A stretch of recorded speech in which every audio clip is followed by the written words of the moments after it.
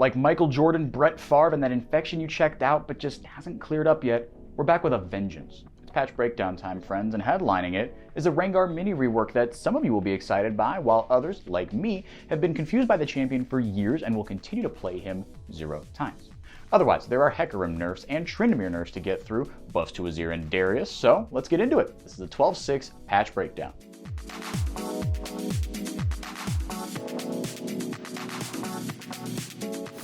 Here, kitty. Let's start with Rengar. Riot didn't want to change the Pride Stalker's identity that much, but more so wanted to just clean up some quality of life things and accentuate the possibilities of building crit on him. There are a lot of changes in this long-awaited mini rework, and they start with this passive, Unseen Predator. So instead of having your leaps give you 1 ferocity only if you currently have 0, you'll now gain that 1 ferocity when you lose all your ferocity stacks, no matter how much you had before your next leap. Also, Rengar can now leap after 0.35 seconds always when he's in brush or camouflage like Senna E. And also back to ferocity, you will get a resource bar now, just like almost everybody else. Stacks gained from leaps will be a different color as well. Your stacks of ferocity now also fall off after 10 seconds outside of combat instead of just 8. Getting a Bone Tooth Necklace stack is a bit easier now too, with the window within which you can get a takedown after damaging an enemy champion to get that trophy doubling from 1.5 seconds to 3 seconds. His Q, Savagery, is now always a crit, and each 1% critical strike chance increases the attack's damage by 0.66%, so more incentive to build crit there. Oh, it applies to towers now, but no longer to plants. His E, Bola Strike, can now be cast instantly, i.e. during leaps, and it grants True Sight and Normal Vision 150 units around whatever enemy you hit with it for 2 seconds. And finally, his ult Thrill of the Hunt is getting a tiny tweak. It now gives you 100 units of Normal Vision around the nearest enemy in addition to the usual True Sight. From cats to their favorite prey, birds, we go. Azir buffs. Simple one here, his little twiggy bird self is becoming slightly thicker by way of some additional health per level. Instead of 92 additional HP, he'll now gain 105 per level, meaning that by level 18 he'll have 2,337 health instead of 2,116. Darius is receiving a buff to his ultimate. Get hype, summoners. It's just the base damage though, everything else including the scaling on this increased base damage will be the same. The minimum true damage dealt is going from 100 to 300 to 125 to 375 plus that same bonus AD ratio. Hecarim's back in the meta, which means bonk, he's back in the nerf column too. Riot feels that he does too much damage in his tanky build, so that means base damage is coming out of his kit. His Q, Rampage, is having its base damage reduced from 60 to 208 to 60 to 180, and the maximum and minimum total base damage on his E, Devastating Charge, is down from 30 to 110 to 30 to 90, and 60 to 220 to 60 to 180, respectively. Alawi's changes are all quality of life stuff and bug fixes, no balance changes, sorry. Her ult Leap of Faith now casts with Alawi facing towards your cursor. With her W, Harsh Lesson, whenever she has it up and she attacks a vessel, nearby inactive tentacles will now hit her target instantly when they activate, so no more little delay.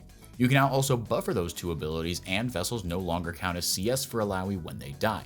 Additionally, her Q and E are both visible to nearby enemies now when you cast them from Fog of War. Jax is actually getting some buffs, believe it or not, and it's to his base health, which is going from 593 to 615, as well as the base magic damage on his W, Empower, which is gaining 10 base damage across all ranks. Nidalee's getting some buffs that should help her clear faster and help with some mana cost incompatibilities with current items, in theory. Starting in human form, her W, Bushwhack, is now 10 mana cheaper to cast at all ranks, and her E, Primal Surge, costs 50 to 70 mana instead of 50 to 90, and its cast range is no longer 600 but 900 units, to match Bushwhack. And in Cougar form, her W, Pounce, is gaining a bit more of a radius on its AoE damage, up to 250 units from 225. Tryndamere is getting a bit of a nerf, finally, mostly targeted at pro play to be fair. The CDR he gets per crit is going from 1 second and 2 seconds against champions to 0.75 seconds and 1.5 seconds respectively. And his ult Undying Rage is having its cooldown reduced by 20 seconds at rank 1 and 10 seconds at rank 2. To items we go, more sustained nerfs, remember those? This time directly to lifesteal, starting with Immortal Shield Bow. It's losing 2% lifesteal, going from 10 to 8%, but gaining some shielding late. Instead of 275 to 650 from levels 1 to 18, that amount is now 275 to 700.